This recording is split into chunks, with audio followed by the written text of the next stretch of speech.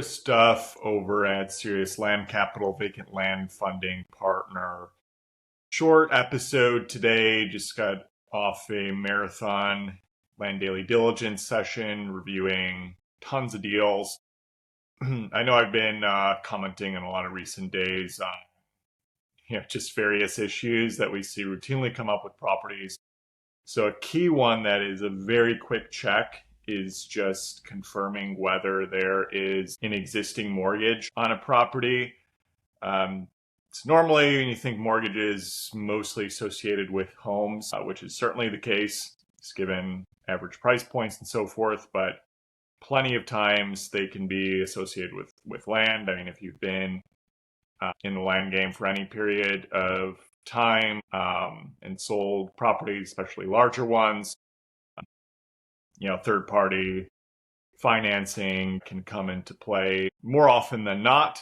So there's tons of lenders who will come in for various land deals, whether they're larger banks or more regional lenders, and of course, with that in mind, you're going to get a deed of trust type situation and a mortgage slapped onto that property. So I can't tell you how many times we get properties sent our way that appear to have an active mortgage on it. While it's not 100% accurate all the time, a great first check is, assuming you're using Land ID or similar mapping software, but I know Land ID is the most common one. When you're checking on the actual parcel, when you click on it and you scroll down to, I believe it's the owner information section, but it's in the base overview, like pretty much right in your face on the left-hand side of the page. When you click on a parcel, it will show you the last sale date for many properties, if they got sold ages ago, and every part of the country is different. I know I have to reiterate that constantly because, all the record keeping around the different states and counties is not uniform, to say the least. But many times you can see most recent sale date, and if there is a mortgage associated with the property, it'll show that, as well as the anticipated maturity date to pay off the mortgage and the total amount that was associated when the property was first bought. It won't tell you how much is still owed, of course, but you can have a pretty good idea that if it was a more recent sale, say within the last 2 to 5 years, and mortgage extended out for 5, 10 years or beyond, more than likely there's still an active mortgage. Entirely possible they paid it off and that data is not accurate, but that is often a big red flag that we see, that we always check in on, because you don't want to do all of this work on a property, think, oh, you have a great deal here, and then you end up getting into title, and all of a sudden you realize, these sellers don't even own the property free and clear, and you might not have negotiated where the mortgage would be paid off via the proceeds from the property. But, plenty of times that might not even be the case. The anticipated buy price is below the total amount owed from the mortgage. And most sellers are going to want to get at least something, and not just like $0 or nominal sums. So usually there has to be some type of difference between the two amounts there. But that is always something to be checking in immediately for any possible parcel before you spend hours and hours of your time or your team's time looking at a parcel and then realizing, hey, that this seller is either ignorant to the situation, or they have something else in mind, or maybe they assume that you're going to pay them that certain purchase price as well as paying off a mortgage, or they're just trying to see if they can kind of hoodwink you into getting to title, or even more risky is if you're trying to self-close and you don't go through a title process and realize you buy a property that is not